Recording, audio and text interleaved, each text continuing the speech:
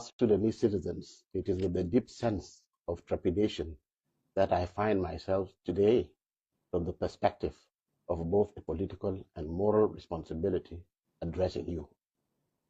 We have all been watching with a sense of horror and apprehension how our beloved South Sudan continues to inexorably descend into the pit of despair and oblivion. To begin with, there is no doubt that security is the bedrock of any state that purports to be a viable member of the global community of nations. The protection of lives is the single most sacrosanct duty of the state. This is simply because personal safety is the only need that citizens, even in a neglected state such as the Republic of South Sudan, cannot provide by themselves. Of course, once citizens are left to fend for themselves in terms of protecting their lives and property, the state becomes anarchic and unviable. Since its formal independence as a sovereign state in July 2011, South Sudan has continued to grapple with multiple crises that it has not only totally failed to at least ameliorate, but only allowed to fester and worsen. The insecurity manifests itself in different forms. The Juba regime has lost the necessary political legitimacy that should underpin it, and this reality, coupled with incompetence and the determination to run both the SPLM and the government in a purely dictatorial fashion, have triggered political violence and insecurity. The government has dismally failed in discharging its duty to provide security. Consequently, both inter- and intra-communal violence, not to mention political violence, continue to needlessly claim many precious lives. Instead of addressing the serious security concerns facing the country by, among other things, starting with the adoption of mitigation measures, such as the effective disarmament of the civil population, the Juba regime remains content with half-hearted disarmament efforts that are notably starved of the necessary resources to render them productive. In fact, past attempts to disarm the civil population have foundered, primarily because the military units tasked with the disarmament exercise have not been well equipped with the armaments and other logistics needed for a successful disarmament mission. It is sad to note that many SSPDF soldiers have lost their lives in such ill-conceived disarmament campaigns because more often than not, they find themselves outnumbered and outgunned by the very armed civilians they have been sent to disarm.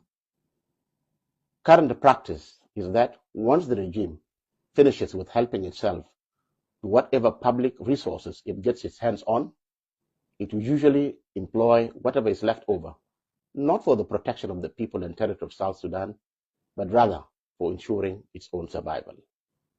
The disregard for preservation of human life by the regime is so callous that the president himself has been on record on several occasions in the past saying that he was so sick and tired of the internecine killings among the population that he would not mind allowing people to butcher themselves, intervening only if and when the defeated party fled to him for protection.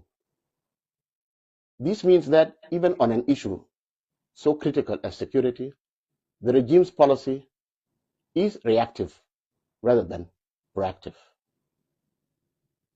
Fellow citizens, during the protracted and bitter civil war that we waged for over 2 decades, we always harbored the hopes that one day the bountiful natural resources we have been endowed with, and especially our oil wealth, would be applied to fueling an agro-industrial surge to deliver socioeconomic prosperity.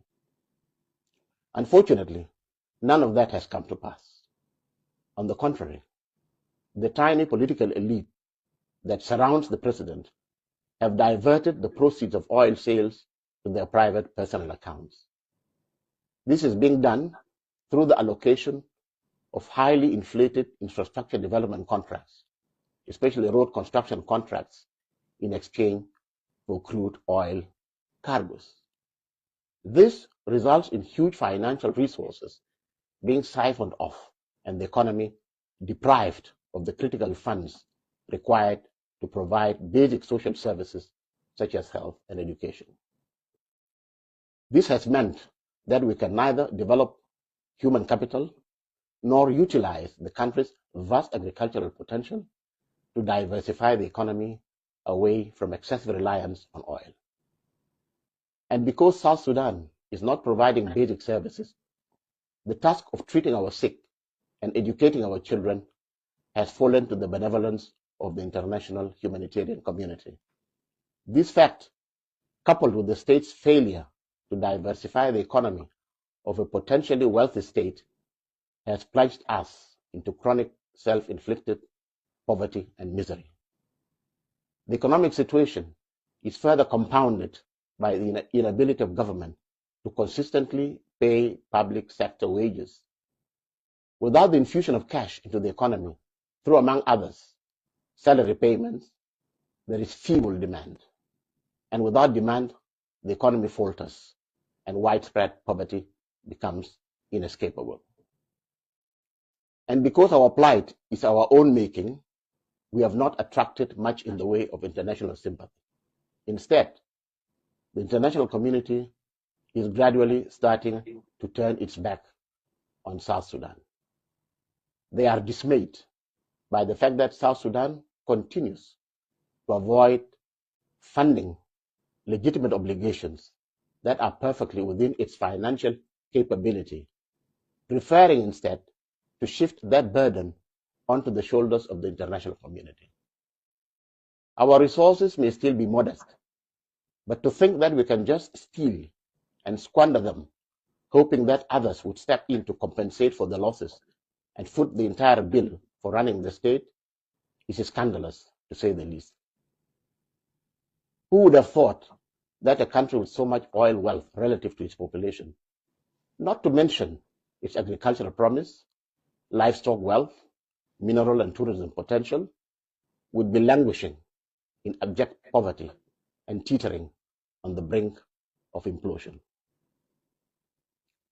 Instead of engaging in the systematic plunder of the country's hydrocarbon-generated wealth, our government should have been continuously reinvesting some of the oil proceeds to produce more crude, add value, and thus generate even more wealth from oil. Oil produces money. That in turn translates into more oil, which again brings in more money, and the positive cycle goes on. This is not rocket science, and it is precisely the formula that other oil-producing countries have employed to create sovereign wealth funds that in times of need they use as a buffer against economic shocks, thereby minimizing disruption of their economic development programs. Fellow citizens, the root cause of all our country's ills is political. Failure to appropriately manage political governance is where all our problems stem from. The right to govern should always be founded on the popular will of the citizenry as manifested in free and fair periodic elections. On account of the fact that no elections have been conducted since South Sudan became a sovereign independent state in July 2011, the current regime has no claim to legitimacy. The legitimacy imparted to the regime by the 2010 pre-independence elections lapsed a long time ago, and the planned 2015 polls that could have given it a fresh mandate never materialized. Even the semblance of legitimacy that could be argued was bestowed upon the regime by the 2018 revitalized agreement on the resolution of the conflict in South Sudan, the RRCs, is now gone after the agreement's demise and Juba's subsequent about turn on the Tumaini initiative. The current regime is therefore illegitimate, and hence there is full justification for its removal should it persist with blocking the transition to a new political dispensation from running its course. All attempts to have free and fair elections that would confer legitimacy on its winners have been frustrated by the repeated extensions of the transitional period ushered in by the RRCs. Neither of the agreement's principal signatories, namely the SPLM-IG and the SPLM-IO, appears particularly keen on steering it to its logical conclusion, which is to conduct free and fair elections leading to a new political order. Meanwhile, the leadership of the SPLM-IG is determined to avoid implementing the RRCs in full because it dreads the prospect of losing power if elections were to be held. The SPLM-IO, for its part, and for reasons only best known to them, have unwittingly played into the hands of the SPLM-IG by insisting on the implementation of the security arrangements in a fashion that defeats the very purpose of forming a single unified national army, a key pillar of the agreement. The forces that the SPLM-IO has made available for integration into the national unified force envisaged by the RRCs have a disproportionately large number of high-ranking officers compared to the overall size of the force itself. This directly violates the universal principle and practice that the number of commissioned officers that command troops in any military formation should correspond to the size of the military formation itself. So, meanwhile, the SPLM-IG has no intention whatsoever of implementing the RRCs, despite the frequent utterances of reassurance to the contrary by its spokespersons. The SPLM-IO itself has effectively blocked the implementation of the security arrangements component of the RRCs, thereby also contributing to undermining its implementation. The implementation of the provisions of the RRCs is the pathway to elections, and so non-implementation simply means a rejection, either deliberately or unintentionally, of the elections. It is now abundantly clear that the sole reason the Juba regime continues to repeatedly extend the transitional period is to avoid elections at any cost. All other reasons being given for the delays in steering the transition period and bringing it to a close amount to nothing more than mere pretext to avoid its culmination point, namely the elections. However, the imperative of holding free and fair elections in South Sudan sooner rather than later is an existential matter. For the state to ultimately survive, it cannot avoid a peaceful transfer of power through fair and free democratic elections. There are only two avenues to political power: the peaceful route through the will of the electorate as expressed through free, fair and credible polls, or the violent route via attempts to remove and replace the government by force. And the latter path can only be a last resort in the event that the government itself seeks to retain power through brute force. The regime should know by now that recourse to violence in the pursuit of power can only be averted by fully opening up civil and political space that affords all citizens the right to freely express their views, politically organize within the boundaries of what the Constitution and the law permit, and exercise their fundamental political right to vie without undue obstacles for any leadership positions in the land that they seek. Fellow citizens, the failure of political governance that I've already alluded to is the consequence of the lack of a guiding vision. This does not in any way imply that the SPLM as the ruling party has no vision. Far from it. The movement has always, and from its inception, had a vision. With the demise of the SPLM's founding leader, Dr. John Garang de Mabur, that vision was simply discarded. Shortly before Dr. Garang's passing, he and his successor at the helm of the SPLM, our current president, became embroiled in acrimonious disagreements that threatened to scuttle the Naivasha peace process, which thankfully eventually led to the 2005 Comprehensive Peace Agreement with Khartoum. The tragedy is that our president did not distinguish between his predecessor as an individual that he intensely came to dislike over the years and the vision that belongs to all of us, himself included. And so he tossed out the proverbial baby with the bathwater without even replacing that baby with anything tangible. As a result, our movement, the SPLM, and by extension the South Sudanese state that the SPLM runs, at least theoretically, continues to drift rudderless without any direction. One of the clearest attestations to the emergence of a leadership vacuum following the death of Dr. John Garang the Mabior comes in the form of South Sudan's failure to craft appropriate policies to govern the oil sector, which is the lifeblood of its economy. As a landlocked country with oil resources that are by no means insignificant, even a political novice, if installed as president in Juba, would have put in place safeguards against political risks by diversifying outlets to the sea for our oil exports and building at least an oil refinery. And of course, none of that happened. And when war broke out in 2023 in neighboring Sudan, through which our oil flows on its way to export markets, the flow of crude was disrupted, and consequently, income from the Dar blend oil dried up, with disastrous repercussions for an economy already in the intensive care unit. On another related matter, the leadership also appears to have totally forgotten the long-standing SPLM pledge to maximize oil production so as to generate resources to fuel agriculture as the mainstay of our country's economy and the ultimate source of its prosperity.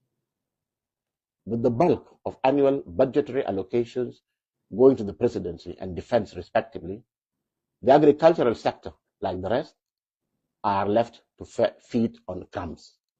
And that explains why our country, that is regarded as one of the region's potential breadbaskets, is unable to even feed its own population. Fellow citizens, the vision of the SPLM that we need to reclaim entails a two-phase struggle. Phase one is the liberation phase, and that, thanks to the massive sacrifices of our people over the years, was achieved by the proclamation of our independent state in 2011. The second and final phase of our struggle involves addressing the twin tasks of state building and national formation. State building to transform our fledgling country into a modern, economically prosperous, and socially harmonious entity. And national formation to fuse the different socio-cultural strands of our ethnically diverse society into a single South Sudanese identity and commonality. That is the mission that was awaiting the SPLM post-independence. Unfortunately, the SPLM found itself being systematically dismantled, ironically, by some of its own founders. Its vision and programs have been jettisoned, leaving it with no political compass. The chairperson of the SPLM has arbitrarily and single-handedly dismantled the leadership hierarchy of the movement in flagrant contravention of the Constitution, rules, and procedures. Its historical leaders have been humiliated and unceremoniously dumped out of the party leadership. Lifelong SPLM cadres have been facing political persecution to the extent that many of them have been replaced by people who even at one point were sworn enemies of the SPLM. It is a known fact that when most cadres joined the SPLM in its formative years and went on to become commissioned SPLA officers gallantly commanding battles during our long liberation struggle, they essentially did so as a political decision. They flocked to the ranks of the SPLM, SPLA for a political cause. They did not do that for the sake of becoming soldiers per se. The military for them was only an instrument to achieve liberation. Therefore, it was expected that once they ended their service in the South Sudan People's Defense Force, the SSPDF, and retired, they would be given the opportunity as a matter of priority to continue formally serving as SPLM cadres in SPLM structures such as the General Secretariat and other organs. Other retirees who have acquired appropriate qualifications over the years could have been used to staff our foreign service and other government agencies in line with their qualifications and skills. Unfortunately, these cadres have been brushed aside and left to fend for themselves. This is how their sacrifices have been rewarded. And because these cadres are not in power, there is no one left to uphold the SPLM vision and implement it. No wonder then that South Sudan embraced statehood in 2011 without a clear governance roadmap, and hence the failure. Fellow citizens, our government continues to behave and act in a manner which suggests that it is totally oblivious to the universal principle of the supremacy of the rule of law. All civilized states are governed by this cardinal principle. In South Sudan, the absence of the rule of law has led to violation of fundamental human rights and the arbitrary deprivation of citizens of their lives and liberties. Decisions restructuring the SPLM, as well as resolutions effecting appointments and dismissals in its leadership structures, are made in flagrant violation of its own constitution, rules, and procedures. At the level of the government, the president just takes decisions on a whim, ignoring altogether the provisions of the RCs and the Constitution, which expressly render such decisions illegal. This situation is simply untenable, and it only exacerbates the government's crisis of legitimacy. Since, as stated earlier, the regime's mandate technically lapsed in 2015, the promise of elections embedded in the 2018 RRCs is what imparts it with the veneer of legitimacy. However, since the RRCs has now been practically ripped apart and the Tumaini process abandoned, the only course of action is to go back to the drawing board and use the spirit of the RRCs and Tumaini to craft new arrangements to save the country. All the provisions of the RRCs are undoubtedly essential and in an ideal world ought to be implemented in full. However, and strictly for the purpose of jump-starting the stalled transition process, only three elements are indispensable at this stage.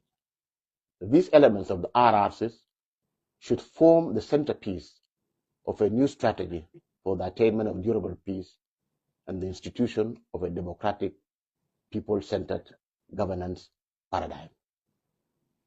Therefore, the Juba regime should be made to expeditiously implement them. These are: 1. The immediate opening up of civic and political space to permit free speech, freedom of association and assembly, in keeping with the tenets of a democratic multi-party system. For as long as people do not engage in incitement to violence, they should not be detained, intimidated, or harassed for simply expressing legitimate views that criticize the government's performance or just happen to be at variance with the position of the government. 2. Expediting the process of writing a permanent constitution that encapsulates the sovereign will and consensus of the people on how best they would want their country and society to be run. 3. To allow the widest possible participation in the constitution-making exercise Some of its critical phases should be conducted abroad to ensure that participants can freely express their views without fear of persecution. It is my humble suggestion that a neighboring state would be an ideal host for the Constitutional Conference. 4. The conduct of genuinely free and fair elections that fulfill the following benchmarks. A. The provision of a level playing field that permits all aspirants to freely contest elections. B. Allowing candidates to freely campaign for votes by holding rallies and carrying out any other such activities aimed at winning support. And C. Refraining from unduly influencing the outcome of the polls by detaining or arresting opposition candidates. Fellow citizens, in relation to the issue of elections, it must be stated that the prospect of the current regime holding free and fair elections without being pressured into doing so is sheer fantasy. The Juba regime is trapped in a dilemma. It cannot hold free and fair elections for fear, and justifiably so, that it would lose them and forfeit power. On the other hand, it could of course organize and win rigged elections, but then the power so acquired would lack legitimacy.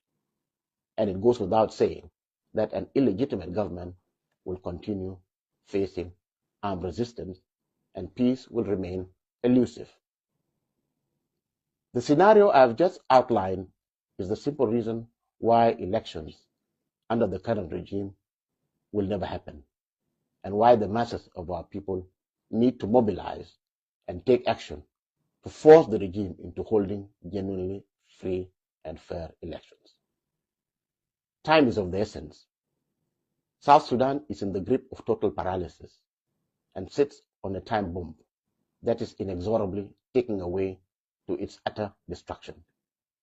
The only way to defuse this bomb is to supplant the current regime with a government chosen through the free will of the South Sudanese electorate. We must note the fact that the writing of a new constitution, followed by free and fair elections, are the only indispensable prerequisites to avoid state collapse, and should therefore be the only focus of our attention and energies. These two processes must be fast-tracked. Meanwhile, the implementation of other provisions of the RRCs, important as they are, should be deferred for action by the post-election government. In a nutshell, allow me to reiterate the following. The SPLM is comatose, and our state is on the brink of collapse. To rectify the situation, a series of measures are required. First, action must be taken to revive and restore the SPLM to its original trajectory from which it has veered off. Second, steps must be taken to institute democratic rule. Third, the country's economic resources must be appropriately utilized for service delivery. And finally, the supremacy of the rule of law must be upheld and citizens' lives safeguarded. Dear fellow citizens, in order to promote the attainment of these overarching goals, as well as exert pressure on the regime to deliver on the specific and immediate objectives of opening up civil and political space, initiating the promulgation of a permanent constitution, and the holding of free and fair elections, I have hereby resolved to temporarily freeze my membership of the SPLM till it is once again fit for purpose, and to declare the launch of the South Sudan Salvation Movement, the SSSM, as a temporary vehicle for waging the struggle to wrest control of the SPLM out of the hands of those who have hijacked and held it captive for so long. The SSSM is an organization that shall operate under the umbrella of the United People's Alliance, of which it shall be a constituent member, as it acts in concert with other opposition, political, and armed groups for the realization of the aforementioned aims and objectives. The SSSM is not an end in itself. It is not intended to replace the SPLM. It is being conceived simply as a device to steer fundamental reforms within the SPLM and bring about its total renaissance. It will merely be a catalyst for correcting the course of a movement that has gone astray. And I therefore call upon all SPLM members who wish to save their movement to immediately join the SSSM and by extension, the United People's Alliance, the UPA. Fellow citizens, I urge full mobilization so as to start waging our multi-pronged campaign of the second liberation in much the same way the masses of our people did between 1983 and 2011 to consummate the first liberation struggle and achieve independence. I urge all the masses of our people in the urban centers and the rural areas to rise up and reclaim their power that the regime has usurped. I encourage all SPLM rank and file, patriotic elements of the SSPDF and the National Security Service, the NSS, other organized forces, and all other patriotic and peace-loving citizens to rise up in mass action to reclaim our country by creating the conditions necessary to compel the Juba regime to write a new constitution and conduct free and fair multi-party elections before the end of 2026. We must act now, and I call for an uprising of the masses of our people so that we can accelerate the process of reorienting our country in the direction of the state we have long aspired to, a multinational state of peace, justice, and prosperity for all. And in order to achieve concerted mass popular action, I exhort patriotic elements within the SSPDF and other organized forces not to quell any popular protest action in order to do so, but instead to act to protect it. Our communities must stop shedding each other's blood in senseless clashes. They should instead come together and redirect their campaign against the regime and the opportunistic politicians that have used and failed them. It is the dysfunctional nature of our state that pits our communities against one another, because we have all now been obliged, in the absence of a state capable of protecting lives and property and dispensing justice, to take the protection of our lives and possessions into our own hands. Fellow citizens, as I make this statement, I am certain some of you will be quick to accuse me of hypocrisy and disingenuousness, and I can understand that. After all, I've been part of the Juba political setup since its inauguration in October 2005, soon after the conclusion of the Comprehensive Peace Agreement, the CPA. So some may find it baffling to hear me making such a stinging critique of the regime. Those who do not know me may be justified if they characterize my remarks as dishonest and self-seeking. However, anyone who is familiar with my service in the SPLM, starting from the early days of the liberation struggle in the bush and up to date, understands that I have always been consistent in my convictions. When it became clear to me as early as mid-2006 that our movement had started deviating from its course, I resigned my post as Minister of Regional Cooperation in the then government of Southern Sudan and left the country. And ever since my return to government in the late 2008 and up to the present, I've been clinging to the hope that our chairman and president would return to the fold of the SPLM, re-embrace his comrades, and work hand in hand with them to run the country in accordance with the vision, principles, and programs of the movement. It is now crystal clear that the dream of saving the SPLM under the incumbent leadership will never be fulfilled. And it is time for us, the cadres of the SPLM that still believe in it, to stand up and be counted. Even as some of you may disapprove of my decision, I know that the majority among you have likely been disappointed by the fact that a senior SPLM leader, such as myself, has remained mute all along. Meanwhile, the situation of South Sudan continues to deteriorate steadily.